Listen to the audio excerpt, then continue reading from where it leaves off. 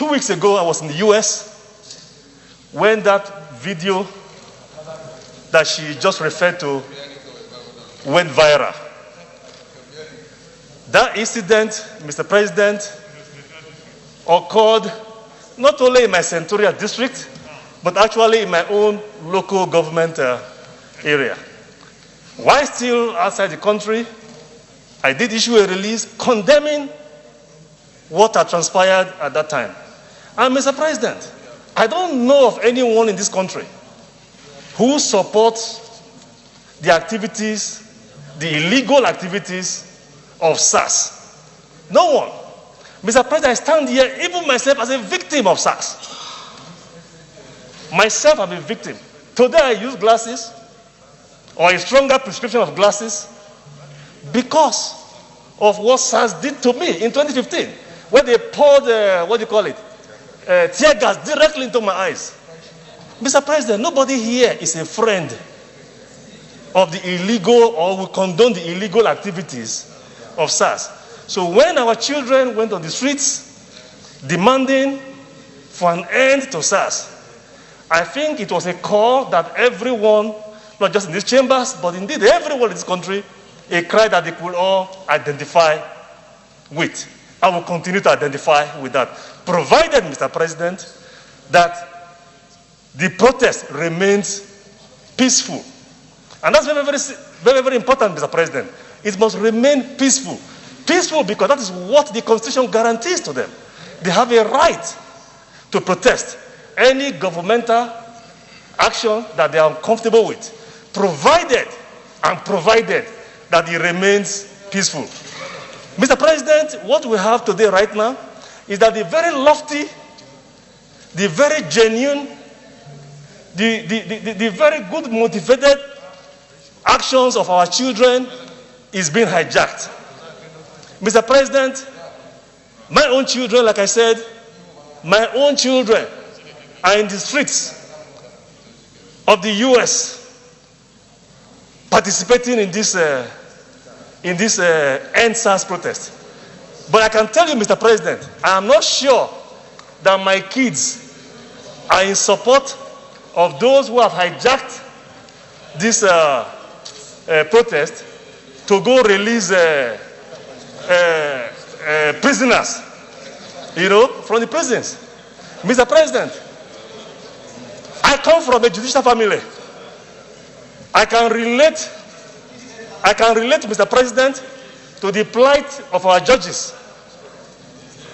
Those judges who tried those cases, those judges who convicted, and those judges who sentenced some of those people to prison in the two Benin prisons. I can tell you, Mr. President, they are not sleeping well tonight. And they have every reason to be worried. But, Mr. President, I'm not sure that this is what our children wanted. Mr. President, I urge, and I'm sure we'll come to the prayers, that they should remain lawful. The protest should remain lawful. The protest should remain peaceful, while they give government the opportunity to address these demands. Mr. President, as I understand it, the first and most critical demand they wanted was end SARS. That is a demand, Mr. President, do I say uncharacteristic? Not really in his character as such to act with such immediacy, but because Mr. President also agreed with us that what was going on, the activities of those SARS was illegal and not tolerable, Mr. President acted swiftly and ordered that SARS, as a tactical unit of the police force, be disbanded. Mr. President has done that. Mr. President, we didn't stop there. They came with a further demand, I think 5 other requests, as is within their rights.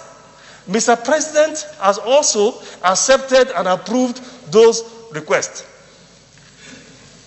Mr. President, I want to appeal. These are our children. We don't want any harm to come to any of them. And we will not support any position that will create any harm to these children. We will never support that, Mr. President. But having said that, Mr. President, we want to appeal to those kids, our children, our kids. They should give this government the opportunity to address these issues. As the mover of the motion pointed out, by the grace of my colleagues here and you, Mr. President, I am the chairman of the Constitutional Review Exercise, the Constitutional Review Committee. Most of the requests they have made, they are constitutional issues. They are constitutional issues. They are not issues that Mr. President can, by fiat, take a decision on. If they continue to mobilize with the strength that they have today, they have the capacity to come before us and make this powerful case before us.